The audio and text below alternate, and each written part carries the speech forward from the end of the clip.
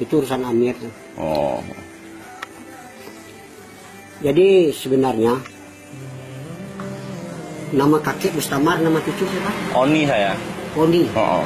Kita bersaudara. Oh. Kita dengan kalimat La ilaha illallah Muhammad Rasulullah. Jadi kalau kita bersaudara ini jauh saling doa mendoakan wa muslimin wa muslimat wa mu'minin wa mu'minat. Kalau dekat kita saling mengingati. Iya, betul. Saling satu rami. Apabila satu rami umur dipanjangkan, rezeki dimudahkan, dosa diampunkan. Asbab satu rami tadi kita nggak kenal, kita kayak dikenal. Ini ulama mengatakan orang Islam satu tubuh.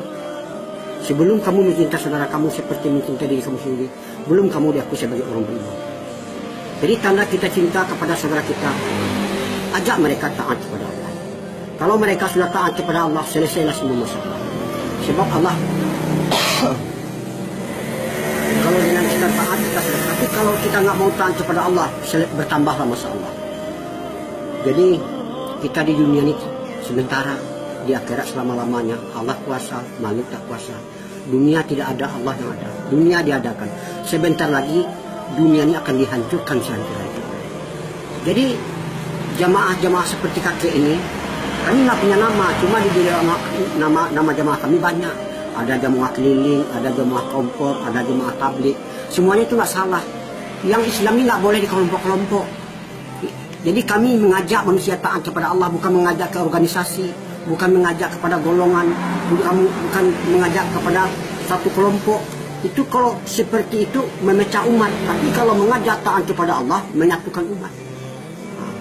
Jadi kita, Nabi mencontohkan dakwah itu menyimpan umat dari lorong ke lorong, dari gang ke gang, dari rumah ke rumah, dari pintu ke pintu, menyampaikan pentingnya perkara iman kepada Allah Islam dan mengajak orang muslim masuk Islam.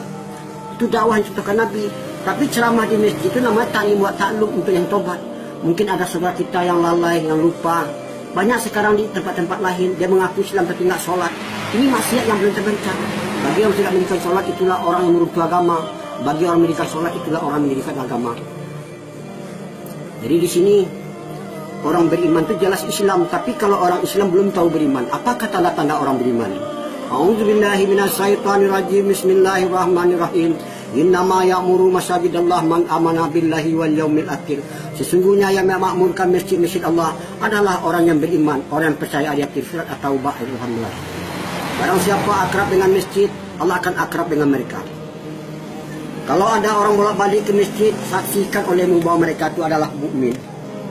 Wahai malaikatku, kamu lihat nggak tetangga-tetanggaku? Siapa tetangga-tetanggamu? Orang selalu memakmurkan masjid. Sebab masjid itu adalah jantungnya kampung, taman-tamannya surga, benteng-bentengnya orang Islam, rumah-rumahnya Allah. Jadi kalau kita datang ke masjid, otomatis kita dimuliakan oleh Allah. Jadi ibadah yang paling cinta adalah itu sholat di awal waktu, di mana azan dikumandangkan. Jadi sholat perintah Allah, berjemaah sunnah Nabi. Jadi kalau kita sholat berjemaah dapat 27. Dapat sholat sendiri dapat 1. Mana yang mau kita uang 1.000 dari 27.000. Jadi kita selalu menafikan dunia, menisbatkan Allah. Jadi dunia ini sifatnya menggoda. Kalau kita tertipu oleh dunia, nanti kita akan menyesal. Kadang-kadang ada orang Islam sekarang tergila-gila oleh dunia, ibadah ditinggal. Padahal dalam perintah ada kejayaan, ada kebahagiaan, ada kesusahan.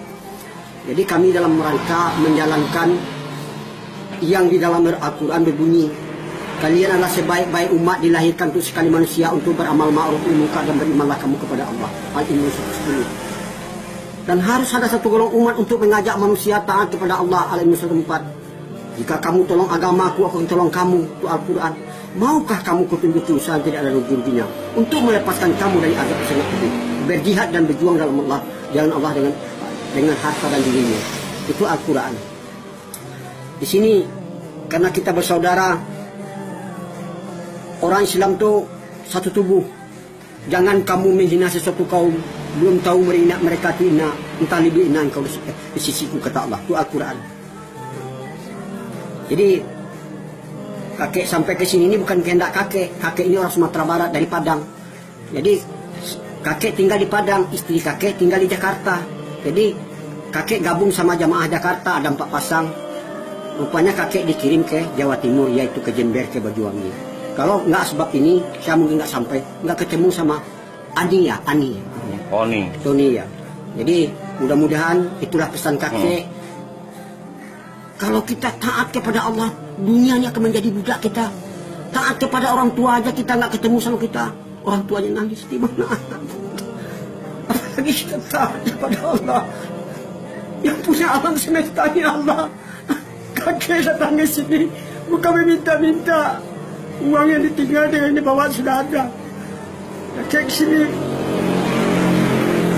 ikut latihan. Kami ke sini bukan mengajari umat, kami ke sini pergi latihan cara Nabi korban dengan harta dan diri. Jadi kalau kita korban untuk agama, timbul rasa cinta, kasih dan sayang kepada agama, timbul rasa pikir dan risau. Sekarang orang istrinya nggak tutup aurat jadi masalah sama dia, adiknya nggak sholat jadi pada mereka di satu rambut satu dosa, meninggalkan satu sholat berapa lamanya nanti akan disiksa. Jadi itulah yang saya bisa kakek sampaikan. Mudah-mudahan sekarang orang menyampaikan agama dicegah orang, tapi orang membuat kemungkinan orang tidak mau mencegah. Yang betul sekarang disalahkan, salah itu kan. Seperti orang sekarang tutup aurat secara sempurna pakai punca, pakai cadar. Heboh orang satu kampung. Tapi kalau orang nggak tutup aurat, orang diam aja. Pada satu rambut itu satu dosa. Nah, jadi itulah kidana saya membawa istri saya dakwah supaya nanti dia bisa dakwah kepada anaknya, bisa dakwah kepada mantunya, bisa dakwah kepada tetangganya. Jadi kalau laki-laki ini dakwahnya terbatas, nggak boleh selain dari mukrimnya. Tapi kalau istrinya tidak boleh ikut, dia boleh dakwah kepada siapa saja yang menikah, yang masuk ke rumahnya. Itulah yang bisa saya sampaikan. Kakek ini orang bodoh, kakek bukan ulama, kakek ini belajar menghidupkan sunnah. Man ahya sunnati faqad abani wa man ahabani kana ma ya jannah. Nah, siapa menghidupkan sunnah aku berarti dia cinta kepada surga. Siapa yang cinta kepada aku sama-sama ke surga. Jadi pakaian yang terakhir ini pakai sunnah nih. Nabi itu pakai sorban, pakai jenggot, pakai jubah di atas mata kaki. Ini namanya surah. Kalau sariroh itu surah, siroh. Siroh itu cara Nabi berpakaian, budi pekertinya, pikir dan risaunya. Jadi surah sariroh ini yang jarang dibahas orang sekarang. Nah, inilah. Jadi mudah-mudahan pesan kakek sama Ani itu aja, jagalah sholat dia walau. Kalau kita mau ke masjid itu mengajar ayat sholatnya dengan khidmah kasih sayang, dengan mengajak kita dapat pahala. Kalau diikut sebanyak dia dapat segitu juga kita dapat, tapi nggak merugikan kepada mereka. Assalamualaikum warahmatullahi wabarakatuh.